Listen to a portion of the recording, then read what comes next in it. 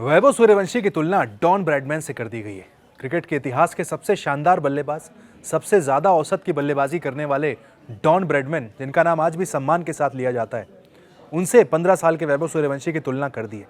किसी विदेशी ने नहीं की है। हमारे इंडिया के क्रिकेटर रॉबिन उथप्पा ने जो बात कही है, सुनकर साफ लगता है कि वैभव सूर्यवंशी का कद हिंदुस्तान में कितना ऊंचा हो गया है। उनका कहना है कि जिस तरह की तैयारी डॉन ब्रैडमैन के लिए की जाती थी, जिस टेक्निक का इस्तेमाल उनके लिए होता था, वैसे ही कुछ वैभव सूर्यवंशी के लिए भी होने लगा है।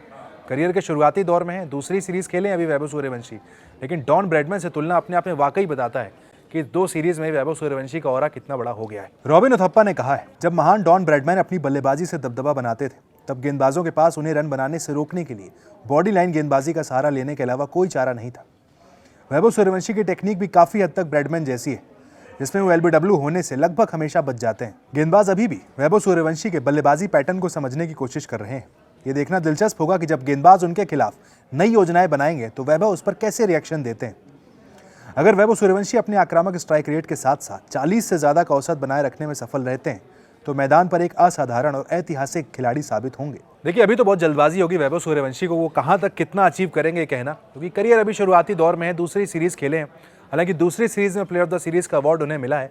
शानदार बल्लेबाजी की जिम्बाब्वे में टीम इंडिया 3-0 से सीरीज जीती। वैभव सूर्यवंशी ने सबके दिल जीते। जो उम्मीद उनसे आयरलैंड में की गई थी, जहां खेलने का मौका नहीं मिला, जो उम्मीद उनसे इंग्लैंड में की गई थी कि 5 मैचों में खेलेंगे इंडिया के लिए, वहां 3 मैचों में खिलाया गया, बाहर कर दिया गया। कॉन्फिडेंस को उनके शेक किया गया वहां पर। लेकिन जिम्बाब्वे में जब कॉन्फिडेंस दिया गया कोचिंग की तरफ से, मैनेजमेंट की तरफ से, कप्तान की तरफ से, वैभव सूर्यवंशी ने डिलीवर करके दिया है। जो कॉन्फिडेंस की बात हम करते हैं ना, जो राजस्थान का मैनेजमेंट उन्हें देता है, वैसा ही कुछ यहाँ पर हमने देखा कि जिम्बाब्वे वाली सीरीज में वीवीएस लक्ष्मण और श्रेयस अय्यर ने दिया, वैभव सूर्यवंशी ने डिलीवर करके दिया है। लेकिन देखिए, जैसा उथप्पा कह रहे हैं कि अभी तो करियर शुरुआती दौर में है, गेंदबाज काफ़ी ज़्यादा होमवर्क करके आएंगे वैभव सूर्यवंशी के लिए। उनकी बॉडी लाइन को समझने की कोशिश धीरे धीरे की जाएगी।